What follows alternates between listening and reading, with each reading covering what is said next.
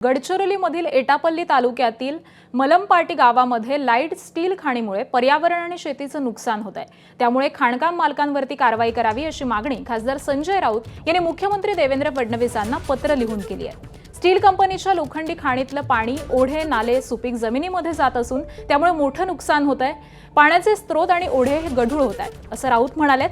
तर खाण उद्योगांकडून राजकीय पक्षांना मिळत असलेल्या पैशांचे आकडे हे धक्कादायक असल्याचं राऊतांनी या पत्रामध्ये म्हटलंय।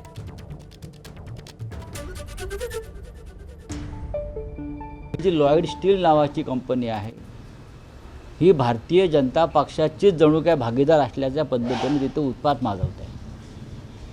पाण्याचे झरे तलाव याच्यामध्ये खनिज मिश्रित संपूर्ण केमिकल जात आहे, लोकांना प्यायला पाणी नाही।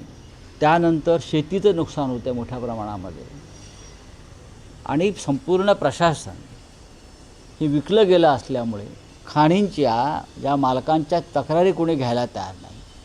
याचं कारण हे जे उद्योग आहेत या उद्योगांनी सत्ताधारी पक्षांना मोठ्या मोठ्या देणग्या दिलेल्या आहेत आणि इतर राजकीय पक्ष त्यांच्या पेरोलवर आहेत।